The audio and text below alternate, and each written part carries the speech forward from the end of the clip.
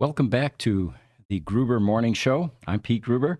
This is our Sunday morning AI roundtable podcast, and we started this 2 weeks ago. Actually, this will be our third one, and our goal is to examine the all of the issues surrounding AI adoption, answer some questions, give what we feel we may have some expertise in, and start discussion so that the fear and hysteria tends to die down a bit regarding the adoption of artificial intelligence. As always, we usually have a background picture that fits the theme for the day. And this particular one, again, we've been letting artificial intelligence do our images. It used to be that they were taken from Pete Gruber's extensive photographic library after 50 years of taking pictures as a side hobby. And we find that AI is usually a bit more to the point and more fascinating, and the technical content is usually much better than some of the pictures I've taken. This particular one, it's all about prompts. What I asked for here was, and I did this in Mid-Journey, by the way. I said, show humanity reluctant to adopt AI due to baseless fears with humor in the style of Far Side creator Gary Larson. And those of you familiar with Gary Larson, AI tended to nail it in terms of the caricatures and colors and the cartoonish look. And we're assuming that that big round blob on the left is artificial intelligence. And the viewers there are a bit concerned about what may be next. So that's our theme today. And one of the goals that I had for this morning's session was, as you probably well know, there is a lot of discussion currently about the dangers of AI. And without a lot of concrete evidence. And there's some very intelligent, noteworthy people, including some of the originators, that are more than willing to step up and say, well, we need to slow this down. It's dangerous, without any substance or content. So what I've been trying to do this week is collect what precisely are the dangers. What could AI do, aside from, of course, the robots taking over the world and killing us all because they don't think we're necessary. But what are some of the perceived potential dangers? So I thought I'd run through those this morning with you. We've got a couple of questions before we really get going here. From YouTube, Lightning Rod has joined us. Thank you for joining us again. He says, hello from Thunder Bay. Now with much needed rain. Okay. Actually, I think we're supposed to get that in a week, Jesse. We've been Some rain? Yeah. That'd be nice. In Phoenix, we have these months-long dry spells, and during spring, when we have regular rains, the desert just comes to life with wildflowers, much color, and you'd be amazed at how many dormant seeds are laying in the sand. From YouTube, we have Doggy Stars joining us. Thank you. Hello, he says, my dad's going to love this. Well, brace yourself. Let's see if we can live up to expectations. And then Lightning Rod says, excellent prompt. Maybe I'm hallucinating, but that's pretty good. For those of you that are curious about the software that we use, and it just so happens, and it's probably Jesse's skills, we have identified, it appears, the two main AI programs that provide the easiest interface to get started in AI, which of course is ChatGPT-4 and Midjourney for the images. ChatGPT, of course, is the text-based program. Yeah. So what this particular article says, that with the debut of ChatGPT, and by the way, this is probably the first easy interface for humans to communicate with AI. You know, AI has been around since 1943, actually, or the thought and some development. So we finally have something that can interface with the population on the planet. And I'm going to put Jesse on the spot here. What was the adoption or the curiosity factor that led people to join or to subscribe to like ChatGPT-4 and Midjourney? Do you have any of those stats?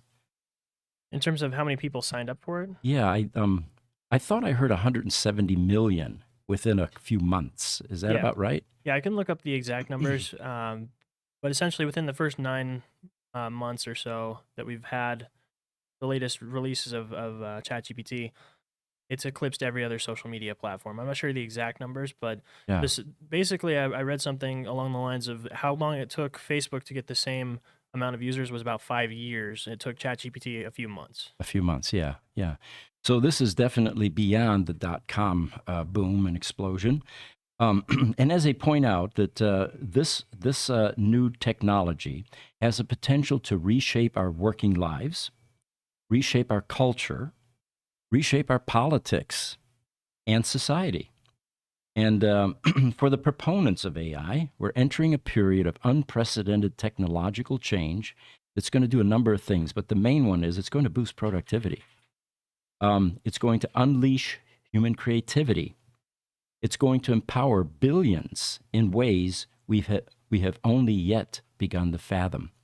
Now, one of the things that I find fascinating, being in the technical world all my life actually, is that in technology, it's not uncommon to have discovery, to notice a phenomena.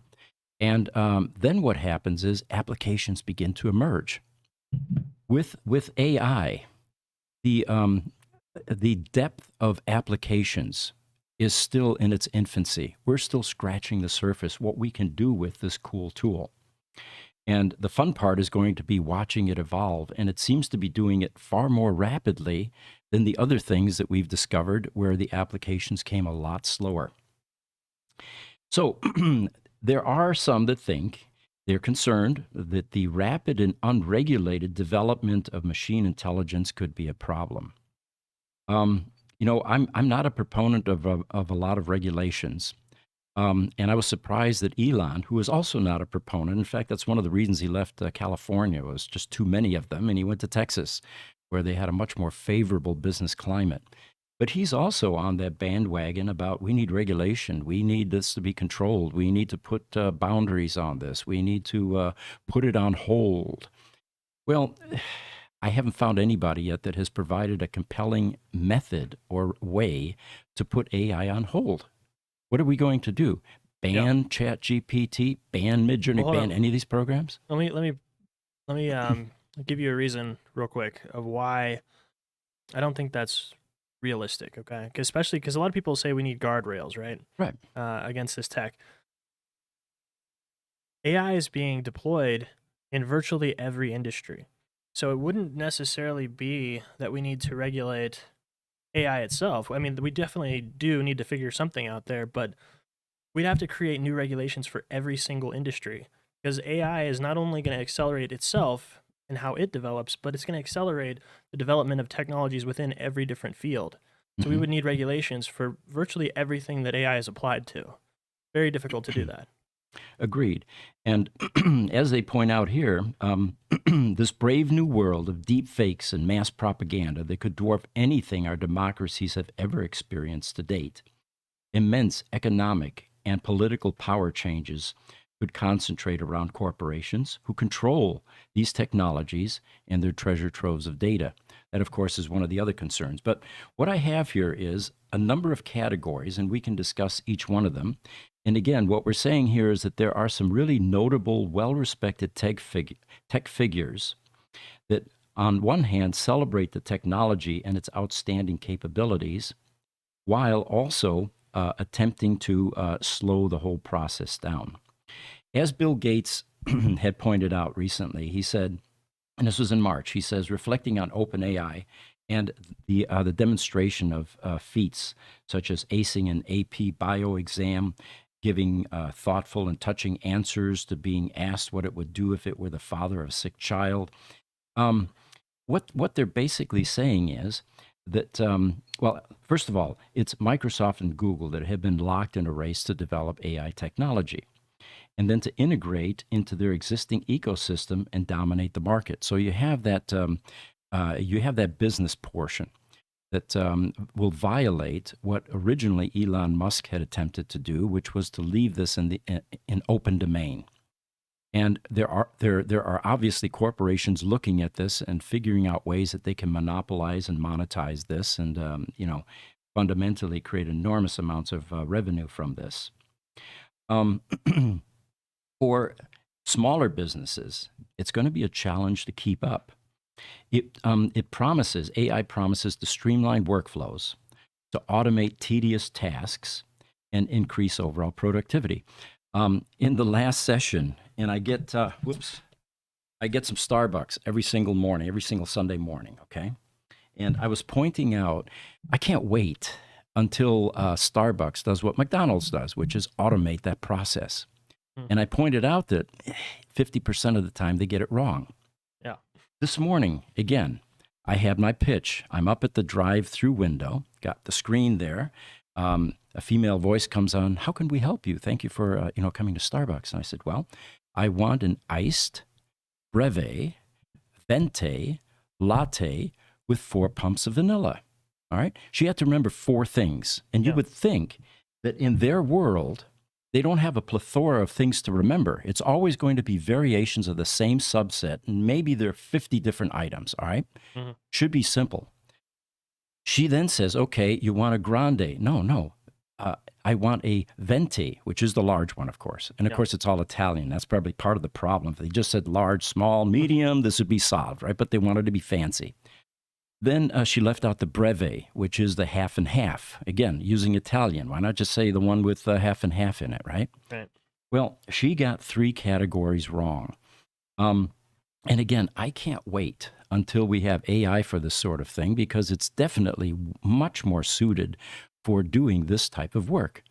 And you get up to the window and you can tell here it was 6:15 Sunday morning. She didn't want to be there. She was barely awake. And these jobs are much better suited for an AI machine that works 24/7, never takes a vacation, never needs to take a sick day, and certainly never asks for a raise. All right. Now, So, see, that's a positive use case though, because it goes yeah. all the way up to advanced coding too. Mhm. So even those kind of menial task jobs, all the way up to some of the most advanced coding and mathematics, all of it can be done by this tech. Mhm. And we'll get into that. Harvard is actually beginning to use AI in the fall. I didn't know that. That was really cool to hear that. Fascinated me. So it's going to be difficult for the average business to incorporate and to integrate AI, but the the benefits are going to be obvious. Now there are a number of tech experts that are backpedaling now, and they list some here. Steve Wozniak, for example, co-founder of Apple, Elon Musk, of course, alongside 13 other industry experts, professors, and AI luminaries, all signed an open letter calling to halt AI development for 6 months. I would love to see the plan. How will you orchestrate this? How will you control this? And of course, maybe in the United States, they can make it illegal and enforce and all of, but it just seems far fetched. What about the other countries that could care less about our regulations? Right. They're It's already not developing it. Yeah. exactly, and that gives them an edge and a heads up then because they're going to be further down the road than we are. So I would love to see the rationale and the logic behind this. Um, the godfather of AI, Jeffrey Hinton, apparently resigned as one of Google's lead AI researchers. Mhm. And he also wrote in the New York Times a warning about the technology that he helped create. And Sam Altman apparently sent warnings to Congress in a hearing about the proliferation of AI. So let's take a look at some of these warnings. What are they all about, and what could possibly be a problem here? Well, the first category is uncertain liabilities. And what they mean by that is while AI has developed amazing capabilities, it's not faultless. ChatGPT, for instance, famously invented scientific references in a paper that it helped write. And we've seen that ourselves. It will hallucinate and it will Mhm. insert, and you need to fact check. Yeah. Now, I'm sure that it's not intentional, where it's decided, you know what, this guy's expecting more from me than I'm able to deliver, so I'm going to make some stuff up and he'll probably never notice. Yeah. I think that can be solved with the prompts though. There's a law firm that's being penalized and fined on the East Coast right now because they used ChatGPT in a lawsuit, Hmm. and it created cases out of nowhere as reference. Hmm. And they're completely fictional cases that didn't exist. So I think stuff like that can be solved with just prompting a little bit better, though, by simply including a statement that said, do this X research and only use existing cases. You had that little piece in there, it wouldn't have hallucinated its own cases, right? So that's where Hmm. the prompt engineering comes in. And please be honest and don't make things up. Yeah, yeah, pretty much.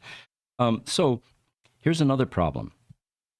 The question of liability arises if a business uses AI to complete a task. And by the way, that's what ChatGPT basically is. It's a look ahead. It's kind of completing your sentence, but it's gotten very good at that. So if it gives a client an erroneous answer or information, who is liable for the damages? The business or the AI provider? This sort of legislation is still completely open at this point. No one really knows what to do with this. Um, and there will, of course, be AI related liabilities like this that will be created. So, right now, the regulators and insurance and the insurers are struggling to catch up. The EU apparently has drafted a framework to regulate AI liability. And I haven't seen it, but if it's sophisticated enough, maybe other countries will begin to adopt portions of it. So that's one of the huge areas with AI currently is the issue of liability. We've have a bunch of questions here. Lightning Rod says, "Excellent prompt. Maybe I'm hallucinating, but that's pretty good. The AI ain't so dangerous, but the people running it Hmm. are." That's a good point. Yeah. And we'll get into misuse here in a moment. Instagram, Brad Pete 777 says, "Hello from Gilbert. Teslas are the king." Well, thank you for joining us, Brad Pete. YouTube Lightning Rod again. He says, "Wow, interesting. Unlike Phoenix, pretty much all of Canada is flammable." Mm, yeah. Um, Instagram, Majid Moradi 6003 says, "Hi. Well, welcome and thanks for joining us." All right. So, one of the other big concerns by the proliferation of AI and using it in business is large scale data theft.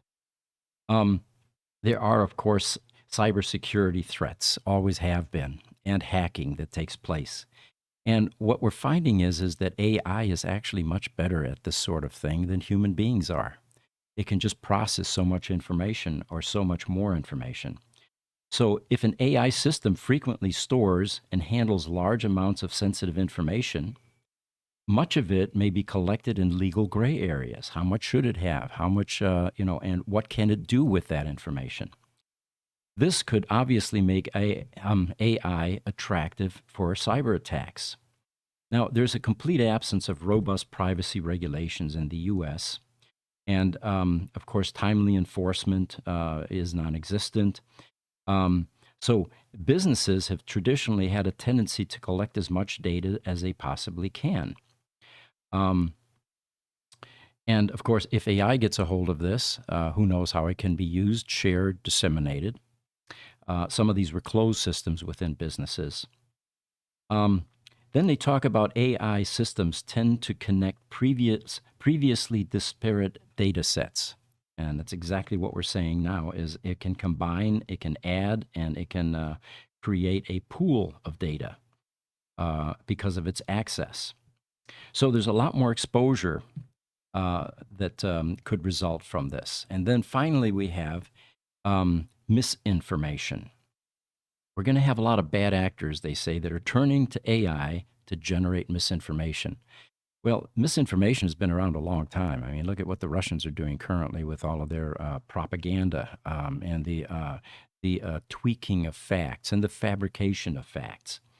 Um, Now, this can have serious ramifications for political figures, for example, especially in an election year. It can also cause direct damage to businesses. Now, whether targeted or accidental misinformation, it's already rampant online. And the volume will, of course, continue to increase and make it harder to spot. Um, AI generated photos of business leaders and audio mimicking of a politician's voice and artificial news anchors announcing convincing economic news. Business decisions triggered by such fake information could have disastrous consequences. If you remember, about 2 months ago, uh, somehow Lucid stock was suddenly in the limelight, and it more than doubled in one day. They had to shut down trading 3 or 4 times because a news item leaked that the Saudis were going to make it private, buy all the shares, and the stock just exploded. It was misinformation. Yeah. And it was amazing how easily that was created and just migrated through the globe, causing a huge disruption in the financial market as a result. In 1938, there was the War of the Worlds was actually an Orson Welles broadcast. And that was one of the first times that mankind became aware that information may be inaccurate and cause huge ripple effects. Now, this was not nefarious. It was designed to be entertaining, but the way that it was presented led people to believe at the time that the Martians were coming, that the aliens were beginning to take over Earth, and it caused widespread panic and pandemonium. Now, one of the things that helps in today's climate is that the media has lost so much credibility that most people nowadays question information, even legitimate information coming from news outlets, because of all of the bias and all of the misinformation and slanted views and opinions. A lot more skeptical these days. A lot more skeptical, which will probably reduce some of the damage. But 50 years ago, or in 1938, that wasn't the case. I can remember in the 60s, there was a news commentator that was highly respected. And everybody believed what was in the media. We didn't have the level of skepticism. Walter Cronkite is who I'm talking about. And I remember every time after his broadcast went done, and that's the way it is, Sunday, September 25th, 2023. Do you think that had to do with us not having the internet? We didn't have a way to fact check anybody? More than likely. The whole landscape of believability changed drastically as the information age came along because so many different viewpoints were able to be presented. Back then, it was pretty monolithic. You got one bit of news, one bit of information, and maybe it was just as inaccurate back then. But the point is, people believed it. And there were penalties for misguiding people and presenting false information. Today, it's widespread and rampant, and people get away with it, or news agencies and media gets away with it. They profit off of it now. Exactly. Yeah. Yes. So one of the things in this article is Pope Francis didn't really wear a white puffer coat, but it won't be the last time that you're fooled by an AI-generated image. The first level of AI with images, I think, was Photoshop, where you could actually cut and paste and make believable images that could fool people. But now with AI, of course, with the correct prompt, you can create whatever your mind, can imagine. In fact, that's the first prompt in Midjourney is /I for imagine. Create from your. In a fraction of the time, too. Oh, yeah, within seconds, actually, 10, 15 seconds or so. So then they talk about demotivated and less creative team members. So entrepreneurs are also debating how AI will affect the psyche and individual members of the workforce. Should we automate away all the jobs, including the fulfilling ones, is the question posed here? Or should we develop non-human minds that might eventually outnumber, outsmart, obsolete, and replace us? And of course, the burning question there is, well, if you replace the majority of jobs, what would we then do? Can we all go on unemployment? Right. The answer obviously is no. We found that out in this last administration. Look what's happened to inflation with the government spending going rampant. So according to Matt Cronin, the U.S. Department of Justice's National Security Cybercrime Coordinator, the answer to that question is no. Such large-scale replacement would devastate the motivation and creativity of people in the workforce. He also says that mastering a domain and deeply understanding a topic takes significant time and effort. For the first time in history, an entire generation can skip this process and still progress in school and work. However, reliance on generative AI comes with a hidden price. You are not truly learning. Remember, the reason we go to school, how many people remember everything they were taught in college, unless, of course, you're in a very finite career position like Right. medical or the law, passing a bar exam. But how many people really remember everything that they learned in college? Very few.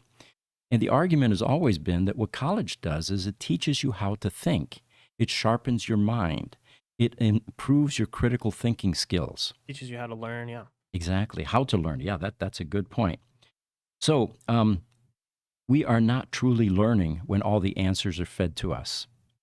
And so it doesn't meaningfully benefit us to have this kind of horsepower or this kind of assistance with Now, our that's if information. it's giving us the answers, but didn't you have something about it helping us find the answers? Yeah, we're going to get to the Harvard part here in a second because they Okay. carefully thought this through and they said, if we let them use calculators and Chat GPT-4 and they're going to be and coding assistants, Mhm. then what are they learning? What are they contributing to the equation? Right. All right. So one final part of this article was economic and political instability. And the question posed is the economic shifts and widespread AI adoption will cause are still unknown, but they will likely be large and fast. Goldman Sachs, for example, estimates that two-thirds of current occupations could be partially or fully automated. We're talking about right now. It's just that the adoption rate isn't there yet, and people haven't learned how to use it effectively to make that a reality. With, they say, opaque ramifications for individual businesses.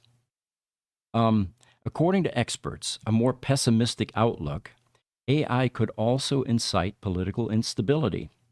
This could range from election tampering to a truly apocalyptic scenario. Now, here again, we get into a vague description, and I'd really like to see something concrete here. What is this apocalyptic scenario that could occur? In the op-ed in Time magazine, theorist Eliezer Yudkowsky called for a general halt to AI development. He and others argue that we are unprepared for powerful AIs and that unfettered development could lead to catastrophe. Again, vague platitudes, nothing concrete yet. So, anyway, the conclusion here is that we all understand that AI tools hold immense potential to increase business productivity and level up their success. It's crucial to be aware of the danger that AI systems pose. And we'd love to hear from some of these people that are claiming that it's dangerous. Give us some concrete evidence. Tell us what, besides the ones we just mentioned. There are a lot of doomsayers and a lot of techno skeptics. And that awareness will help infuse businesses with an AI approach with caution, critical to successful adaptation. I'll give you an example here. And Jesse, if we can bring up Chat GPT 4-1. Yeah. One of the supervisors here came to me, and she is getting ready to do a promotion. Let me catch the, here we go. So she sent me an email and she says, you know what? I would like an article that we can send to the gaming industry, to casinos, describing the how important uptime is. Obviously, they're generating cash 24/7 by keeping a pool of machinery running, slot machines, the crap tables, all of it, and uptime is absolutely critical. So we happen to repair the type of equipment that keeps the electricity going if somebody hits a telephone pole out in front and knocks out the power, if a lightning strike occurs, if the grid suddenly becomes overloaded. And our equipment, uninterruptible power systems, keep the buildings and the equipment running for 100% uptime. So she said, write me a brief, compelling article about the critical need for uptime within the casino industry and how Gruber Power Services can meet that need. So if we can pop up that image, there we go. First pass, I was expecting to, remove some hallucinations, do some fact checking, to rewrite, to redo the prompt, to get something more focused. Yeah, tweak it a little bit. Yeah, ChatGPT went out on the web. It found the casino and gaming institutions and deciphered their vulnerability to downtime without me even telling it. It then made correlations between what we offer, mentioning our company name even, and how it can help. And then finally, in the conclusion, it even inserted a play on words. You can bet on Gerber Power Services to keep your Nice. equipment running, all of that. And I looked at this thing and I said, I couldn't have done it any better. And I'm an OCD writer. When I start something, it'll take me a half a day to a day because I rewrite, I go over it. I'm never happy with the end result. This one I looked at and I was happy the first time. And it did it in 60 seconds or something, probably. Oh, yeah, exactly. Yeah. In fact, it probably sat there and it cogitated for 20 seconds, and then the text began to stream. And like you said, within a minute, it was done. Mm-hmm. So here's a classic example of how a business can benefit by shortening the amount of time required to do advertising, run text. We were even talking about we have a call center. We have a number of them actually. People are on the phones. They're communicating with customers and prospects with email. And I would love for us to move to a AI generated communication method Mm-hmm. where a sales rep gets done with a phone call, and then they say to their computer, just like we do to Alexa, Siri, Google, whatever, or even your cell phone, write me an email that tells this customer we're there for them, that the next time their equipment goes down, here's what they can do to resolve it, and make it friendly, compelling, Mm-hmm. and all of that. Slightly humorous, engaging, Right, all that. right. And I guarantee you, AI is going to be able to do a much better job of that So than then, our human beings here. about that one that you just showed us about the casino, so what does that mean for copywriters then, Pete? Do they all need to become prompt engineers? Yeah, that's the burning question. What do we do with the staff that does this type of work? And it would be wonderful if businesses could transition them into other disciplines, other skills. And you're right, it would probably be somebody that does prompt writing, that then manages the hardware, the software, all of that goes with it. But this is this is the level of disruption that we're going to see from the results of this being adopted, this kind of capability being adopted in businesses. Definitely. All right, so moving along here, why don't we get then to the Harvard portion? There's an article here that Harvard, and there's a picture you can pop up, Jesse, classroom. Okay. Let's see here.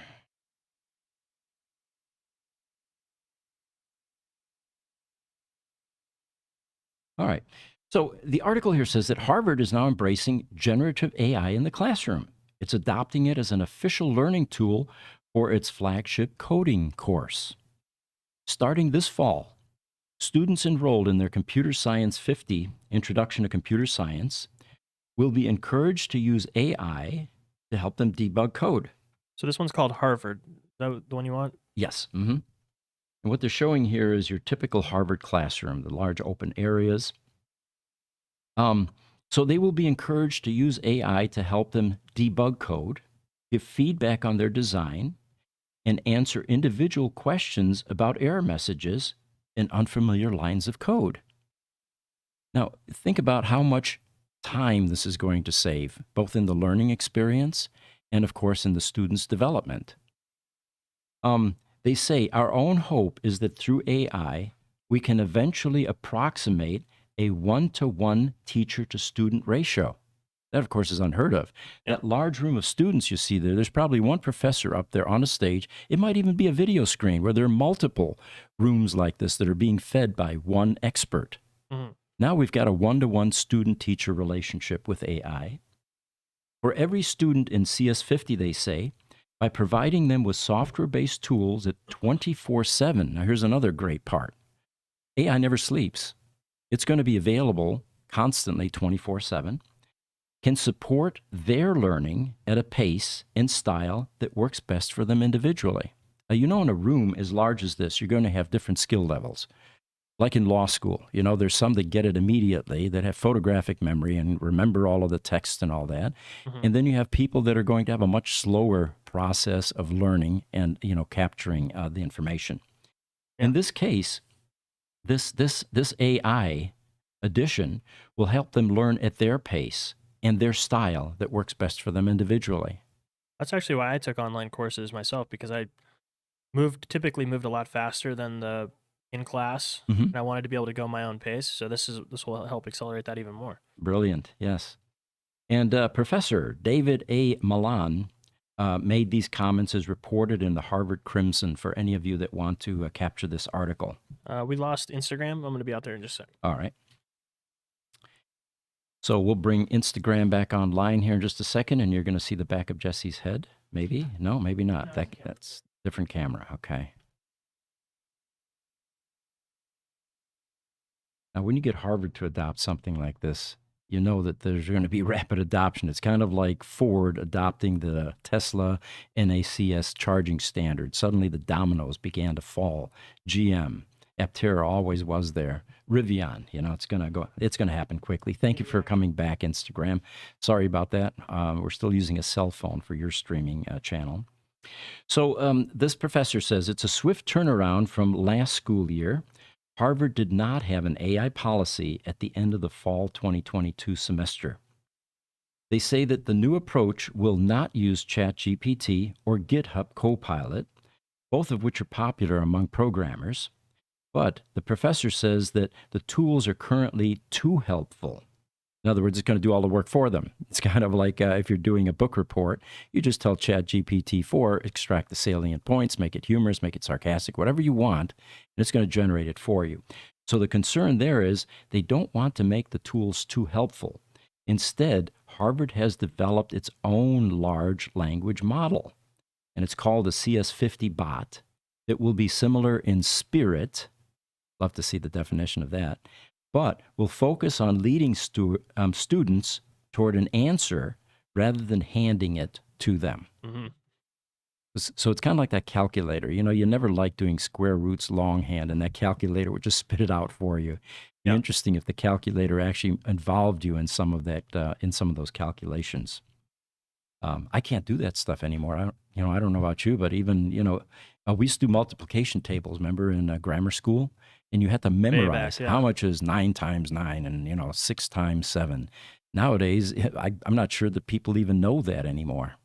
Well, there's another side of this too. If we want to be a little more optimistic, even if ChatGPT, say we're in Harvard, and it were just giving answers, all you would have to do again is just do a little prompt engineering and adjust the prompt to say, okay, after you get the answer, now explain this, break this answer down to me and how you arrived at it so that I can understand, make it easily understandable and easy to digest.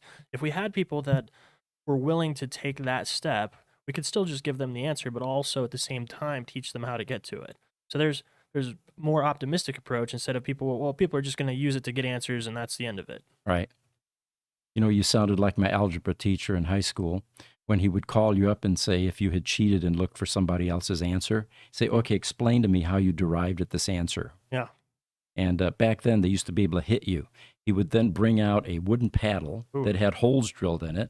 He would ask you to bend over in front of the class, and then you would hear that whistling through the air. And when it smacked your cheeks, you had everything you could do to get back to your desk without falling over because it stung badly. But anyway, that was a good lesson. They can't do that anymore, Yeah, I don't think that's allowed. No.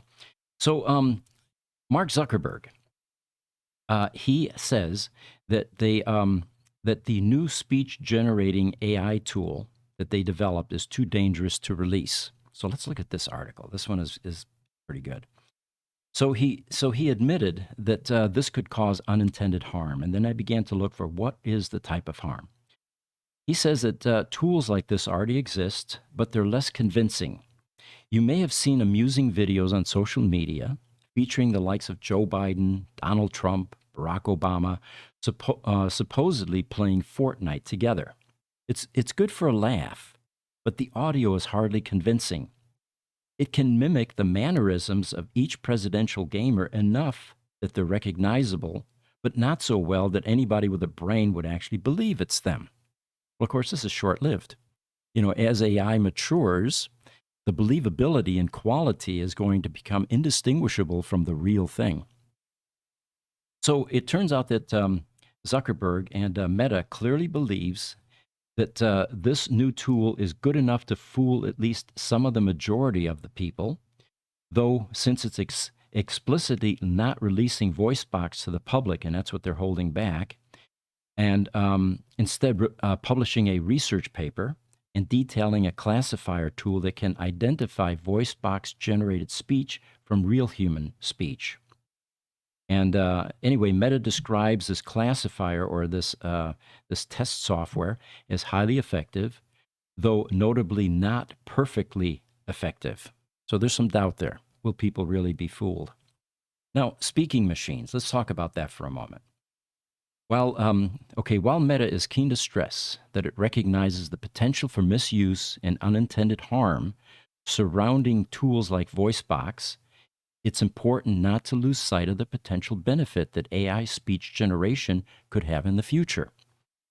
The example that they give, and VoiceBox is a very good name, by the way, for this software, what it could provide is a far more naturalistic speech to people who are mute or otherwise unable to communicate, which would remove some of the barriers to interaction caused by existing text to speech, robot voice, for example. And this robot voice was made famous, if you remember, by physicist Stephen Hawking, and who could also perform and it can also perform real-time translation, bringing us one step closer to the sort of universal translator devices that currently exist only in science fiction. That'd be nice. Don't have to learn Spanish anymore. Yes. All right, we have a question here. It looks like a Tesla question from Instagram. Rhetoric Shaft asks, would the Tesla battery fires die out if the car was pulled into a sealed container? Do the lithium-ion batteries carry their own oxygen component? That last question, the answer is yes. Doing an oxygen removal method does absolutely nothing to a lithium-ion fire. Picture a block of magnesium, which generates its own oxygen when it burns. You can throw that chunk underwater, and it will burn underwater brightly and with flames. So, yes, all of the oxygen removal elements, like in data centers where they used to pump halon into the data center to bring oxygen levels down to 7% to stop combustion, will do absolutely nothing to a lithium-ion battery fire. The preferred method of quenching a lithium-ion battery fire is cooling it. Lots of water, endless amounts, copious amounts of water continuously streaming on it to get it cooled down, and that will begin to mitigate its ability to continue combustion. And sometimes that takes an enormous amount of water and an enormous amount of time. We had one here in Phoenix, actually, about 5 months ago now. Local news outlet called us and said, hey, you guys fix Teslas. You might have some experience with this. There's a fire right now on Scottsdale Road that has shut down a major intersection. The car's up on a flatbed towing truck, and it's the second time it caught fire. What's going on here? Well, what had happened was apparently the car ran into a building. It was a Model X. It somehow the battery ignited. It was probably because it went over some curbs, obstructions, something that punctured the battery. And the fire department showed up, and you can see just lots of foam. Well, the purpose of foam is to reduce oxygen. And they probably used that in conjunction with water, but they thought they had it out. So then the car goes up on a flatbed to be towed to the impound lot. And while it's being driven, it reignites. Now you've got a flaming flaming Tesla Model X up on a flatbed in the middle of an important, busy intersection, shutting down that intersection. So it made a lot of news headlines. But the point being is, just lots of water and removing oxygen will not fix it. So I've got another picture here. It's the Count stenographer or court stenographer. This was a touching article. It was a 42-year-old mom that is a court stenographer. She makes $200,000 a year without a bachelor degree, and here's how. Well, in court, they have these steno machines, which the rest of us couldn't use because it's not a QWERTY keyboard. Mhm. And it's kind of like shorthand. You know, you have to be skilled at using it. And the first time I saw this, I mean, you know, my hat's off to this 42-year-old mom who's making 200K a year. God bless her, you know. But is this really necessary? No. It just seems absurd. It's just additional expense. It's inefficient as heck, and there are probably human mistakes being made in potentially, high liability type situations. Someone's going to go to prison, for example. Um, this is far better served for AI or Well, for existing as I technologies. mentioned, isn't that city or county money, tax money? Oh, totally. Yeah, yeah. Yeah, we don't need to spend $200,000 per stenographer. That's crazy, in my opinion. And of course, insurance costs go up because oftentimes insurance companies have to pay these court costs and all the costs associated with that. Um, So one of the things that I found humorous here was again talking about AI versus humans, and this in this paragraph they say while large language models excel at processing training data, human input is still superior for certain tasks. So I read on what tasks humans label data entered into models describing images and responding to CAPTCHA screens more efficiently than computers can. The CAPTCHA screens have become more sophisticated. Have you noticed that? Please point out the boats versus the football arenas. Hmm. Now, those are pretty obvious, but sometimes they're so close together and the images are so grainy. Yeah. I can't imagine that AI is going to have an easy job of finding those nuances. So it's good to know that we're still better at CAPTCHA type processes. All right, I've got a picture we can throw up. It's the 1960 GE computer. And the reason I like this is here we are in the 21st century, and we are looking at technology that 50 years ago they could never have dreamed of. This would have been actually 40, yeah, so 60 years ago, 60 plus. This is a General Electric GE 210 data processor used for banking, utility billing, and inventory at the First National Bank in Denver, Colorado, November 29th, 1965. It's a 20-bit serial 6-digit decimal machine that was designed by Arnold Spielberg. Now, if that sounds a bit familiar, this happens to have been Steven Spielberg's dad. I didn't know that he was a computer guru. Yeah, that's crazy. Yeah.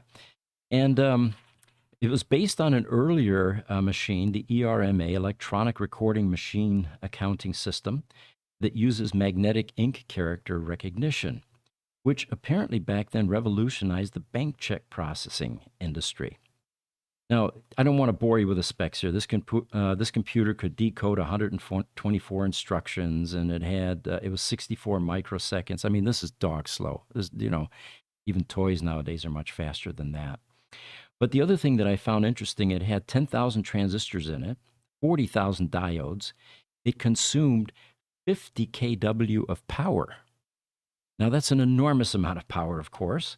And, this was all three-phase circuitry with large power supplies and enormous amounts of DC consumption. This computer, GE sold 44 of them only between 1960 and 1964, and it cost $225,000, which today may not seem like a lot, but back in the 60s, that was a princely sum. But anyway, I thought you'd enjoy that computer, and it would be interesting. Look at all of that paper streaming out of the printer, the I was just magnetic gonna say tape. that. Yeah. Yeah. My first teletype repair, and this was probably in the mid 70s when I was sent out, and very few people back then still had teletypes. A teletype was like a typewriter turned electronic to some degree, where it actually type itself, and then you had a paper tape reader that would actually read little holes in a paper tape stream. Um, And the way that those were repaired back then was you went out with the equivalent of WD-40, which wasn't around yet in the 70s, but it was a can of spray oil. First thing you did was turn this upside down and just re-lubricated all of the connecting points underneath that teletype. And if you were lucky, it began clanging and chattering again. And then eventually, dumb terminals came out, which were CRTs with keyboards. And the first computer company I worked for, Digital Equipment Corporation here in Phoenix, was making both video dumb terminals and floor-standing dot matrix printers and terminals, actually. Looks like we got a bunch of questions here. LinkedIn, Ingemar, our favorite author, joined us again. Ingemar Anderson up in Seattle. We're going to have him on the show here before too long, but he says, what do we think about Mo Gaudet's book, Scary Smart? He says that AI might become 1 billion times smarter than humans. Did you hear that, Jesse? Yeah, it's a lot. And keep reading. He shows the example. It's pretty staggering. He says that the difference between an IQ of a moron of 55 and Einstein of 160 is a difference between hardly being able to manage one's life and creating a new paradigm in the world of physics. That's a 3-fold increase of intelligence. What difference will 1 billion times higher IQ do? And that right there is why people like Mark Andreessen and other people that aren't too concerned about some of the things about AI, I want them to really think about that. Also, the 1 billion times smarter is going to be exponential. It's not going to just stop at 1 billion times smarter. It's going to continue to grow. Yeah. Where would it cap? And why would it cap? Yeah, it wouldn't cap. Yeah. Yeah. And of course, it gets back to our original point. Things we fear, we tend to humanize. And we assume that whatever we fear will have human traits like us: greed, jealousy, envy. I mean, the list goes on and on. Yeah. And, killing things and killing people and all of Jealousy, that. Yeah. anger. Yeah. And, again, if you take a look at humanity's trajectory to the levels of self-actualizations that some of us have begun to reach, indicates that as we become smarter and develop tools that help us become smarter, everything improves. So anyway, our position is we can't imagine it's going to go backward and the killer robots are going to take over and they're going to wipe out humanity. And, but at this point in time, at least, it is a very prevalent hysteria and fear. That's one of the reasons we do this podcast, is to hopefully expose or provide viewpoints and share viewpoints. Or at least get you thinking. Get you thinking, yes. YouTube Lightning Rod says, I think that particular computer is also credited with creating long lines. He's talking about the GE computer. Now, right above that, he mentioned as well that he thinks AI will be able to figure out those images with enough training data. Yeah, good point. Those CAPTCHAs and stuff, Yeah, ChatGPT-4 now is able to browse the internet and find the things that we find. The other day, Pete, I saw, just actually 2 days ago, I saw a Tesla was sitting at a stop sign, and there was a building next to it, and it had 3 bicycles painted on the wall, like a mural, right. and it registered them in the Tesla Vision as if there were bikes riding right there. Really? Yeah, so it actually registered. So there is a little bit of room for improvement, but it is seeing everything. Okay. I thought that was interesting. Now, the ramifications of that are fascinating.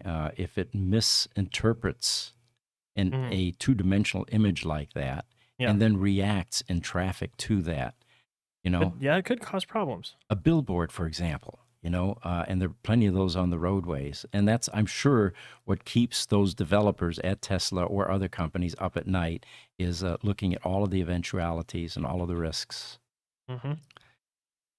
Trucker Alistair joined us from YouTube. Welcome. He says, my sister is older than this woman. She is a nurse in Germany, but still can write so many words per minute. She does not need a bachelor's degree. Nice show, guys. Well, thank you. It just fascinates me. When we interview people, we used to ask, what is your typing speed? And it just amazes me how fast some people can type. We have very few of them here that can, it's almost like a blur. I never got to that point. I mean, I still do the hen packing. We had a Yeah. CFO that was a one-finger typer, and I'd be in his office waiting for him to complete a sentence for his email or whatever, and it hmm was always a challenge. I don't know when they started it, but I had that in seventh grade is when I had a class where they taught us proper typing. Really? Yeah, Okay. in my seventh grade, and then I got it again a second time in my computer lab in high school. So I had the actual proper procedure on how to type on a QWERTY keyboard. By Yeah. the time I got out of high Okay. school. Well, back in the 60s when I was in high school, I went to an all-boys high school, and it wasn't manly to do things like sewing and typing, so we didn't have those classes. And I regret that now because I still have a difficult time being able to type without watching the keyboard Yeah, and watching the screen. Well, you've seen me type, right? yeah. Well, that's the biggest thing. If you can look at the screen while you're typing, that's how you really get the speed up there. Yeah. And I suppose if I took the time to really learn that, I could master that, but I've just That never taken that. soon we won't even have to type. I hear you do it Perfect. all the time. Yeah. You um, use your voice to text more than I do even. Yeah. For your cell phone, especially if you're doing text messages, stuff like that. It's just faster. Yeah, very much so. And like I said, I can't wait till we can get our call center to the level. In fact, we talked to Mark about that. Can we put voice recognition in our computers Mhm. so that they can actually do what we do on a cell phone, which is generate correspondence on Yeah. the computer into Outlook or whatever, and have it then be able to be sent to a customer. Some people are projecting that AI in the workplace is going to create a 10x improvement in productivity. I think it's well beyond that. Oh yeah. We just haven't mastered it yet. So YouTube, Lightning Rod says, everyone leaves out avarice. Willie Coyote, mountain tunnels, and exit holes comes to mind. He's talking about the Tesla reading the mural. It's Wiley Coyote. Wile E. Coyote. Yes, there Yeah. you go. Okay. Yeah, that's true. Yeah. That could be a problem. And exit holes, yeah. A three-dimensional looking flat image. Wow. Mhm. Oh my God. Can you imagine that? That car would go right into that wall, wouldn't it? Oh man. That's why I think you're gonna have to combine it with the radar. Maybe. Yeah. I Yeah. don't know how else you'd solve that one. That's a good idea. Yeah, definitely have some sort of a like an ecosystem, like bats do. hmm That would work. All right, Jesse, I am beginning to run out. We're getting to an hour. Yep. If we have any final questions, by the way, from anyone in the audience, please feel free to ask those. Again, we're not experts. We don't pretend to be. What we're trying to do is create some dialogue around this new technology and certainly share some information. Um, our normal podcasts, what I mean by normal is outside of Sunday morning at 10 a.m. when Pete hasn't shaved hmm and we would rather be home, by the pool or something, um, will be or are Tuesday mornings at 10 a.m. Pacific Standard Time for our EV broadcast. And we've got guests lined up now, lots of them, I believe. And what we're going to try to do is once a week have an EV type guest that we can introduce you to. Ellie in Space is one of them that is coming available here within the next week or so. Yep. The bearded Tesla guy, is that right? Bearded Tesla is confirmed for Thursday. We're still trying to confirm with Ellie and then with Kyle Connor. Kyle Connor's another well-respected EV influencer. And then Rich at some point as well. Rich Rebuilds, yes. And we just had, by the way, the World Traveling Roadster last Thursday. Yep. And Rafael de Mastri, he is in town now.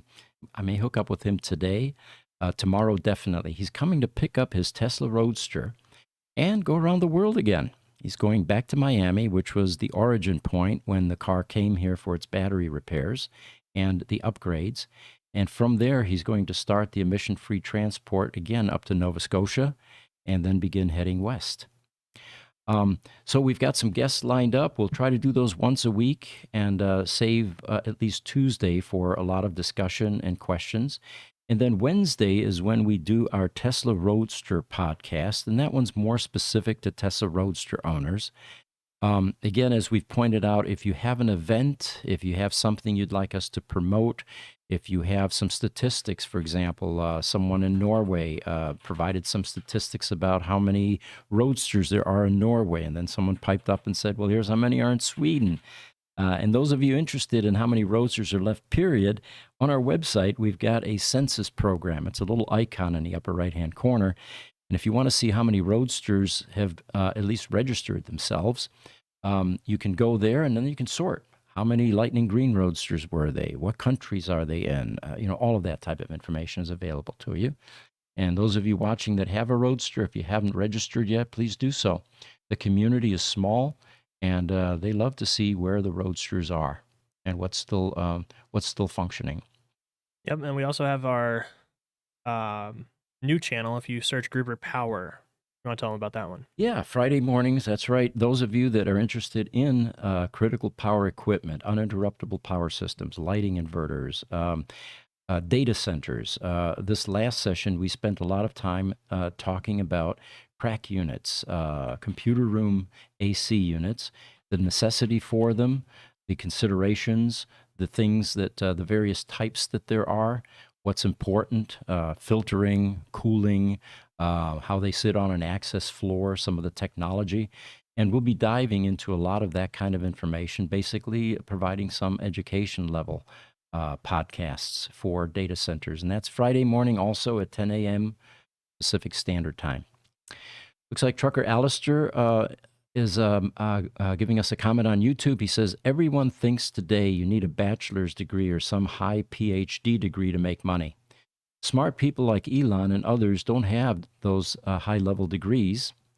Why is a professor still teaching in schools? Well, that's a good question.